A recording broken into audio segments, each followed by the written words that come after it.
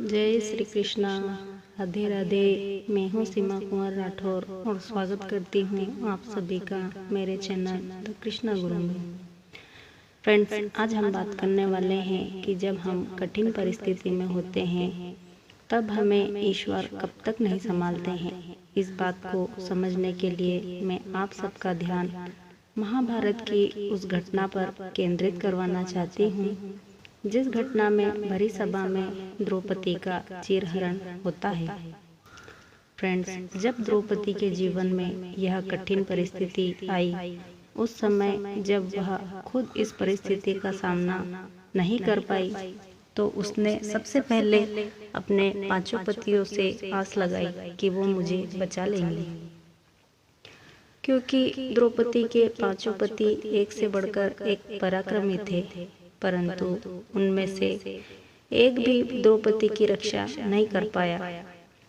उसके बाद द्रौपदी ने उस सभा में बैठे समस्त परिजनों से, गुरुओं से, पितामह भीष्म, धृतराष्ट्र आदि सभी से अपनी रक्षा के लिए प्रार्थना की, परंतु कोई भी द्रौपदी की रक्षा के लिए आगे नहीं बढ़ा। फिर द्रौपदी का जब दुशासन चीरहरण करने लगा तब द्रौपदी ने अपने दोनों हाथों से साड़ी को पकड़ने की कोशिश की, परंतु जब द्रौपदी पूरी कोशिश के बाद भी अपनी रक्षा नहीं कर पाई तब उसने प्रभु को पुकारा, परंतु उस समय भगवान नहीं आए। फिर द्रौपदी एक हाथ से साड़ी पकड़ती रही और एक हाथ से प्रभु को प्रणाम करने की कोशिश करती रही, परंतु जब द्रौपदी पूरी तरीके से हार गई तब जाकर उसने अपने दोनों हाथ ऊपर किए और फिर पूरे समर्पण भाव से भगवान को पुकारा, तो भगवान ने फिर आने में एक पल की भी देरी नहीं की और द्रौपदी की लाज बचाई। फ्रेंड्स, इस घटना से हमें यह समझना चाहिए कि जब हमारे जीवन में भी कठिन परिस्थिति होती है तो हम या तो उसे खुद हल करने की कोशिश करते हैं, परंतु जब वह परेशानी हमसे हल नहीं हो पाती तो हम दूसरों से उम्मीद करते हैं कि वह हमें इस परेशानी से बाहर निकाल लेंगे, परंतु कई बार हमारे जीवन में कुछ ऐसी परिस्थिति बन जाती है कि अच्छे अच्छे लोग भी चाहते हुए भी हमारा साथ नहीं दे पाते। ऐसी परिस्थिति में हमें ऐसा लगता है कि जीवन में अब कुछ भी बचा नहीं, सब कुछ खत्म हो गया है, कोई भी अपना नजर नहीं आता है, हर तरफ बस अंधकार ही अंधकार दिखाई देता है।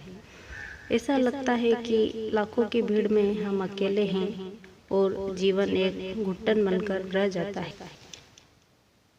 ऐसी परिस्थिति में जब हम दूसरों से आशा लगाते हैं पर जब कोई भी हमारी सहायता नहीं करता है तब हम हार थक कर उस परमात्मा की शरण में जाते हैं,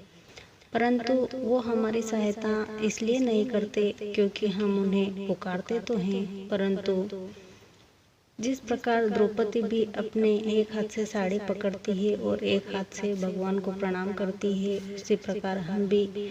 एक तरफ तो भगवान को याद करते हैं और एक तरफ दूसरों से आशा भी नहीं छोड़ते।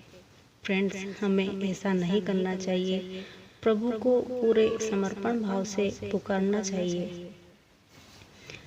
क्योंकि जब हम समर्पण भाव से ईश्वर को याद करते हैं तब वो हमारी प्रार्थना जरूर स्वीकार कर लेते हैं और कठिन से कठिन परिस्थिति में हमारा साथ देते हैं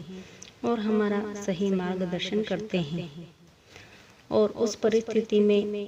परिस्थिति से हमें बाहर निकाल देते हैं, क्योंकि फ्रेंड्स वो ईश्वर ही है जो असंभव से असंभव कार्य को भी संभव कर सकते हैं। बात केवल हमारे विश्वास की है। और फ्रेंड्स, मैं भी ऐसी परिस्थिति से निकल चुकी हूँ, इसीलिए मैं आप सबके साथ में अपना अनुभव शेयर कर रही हूँ,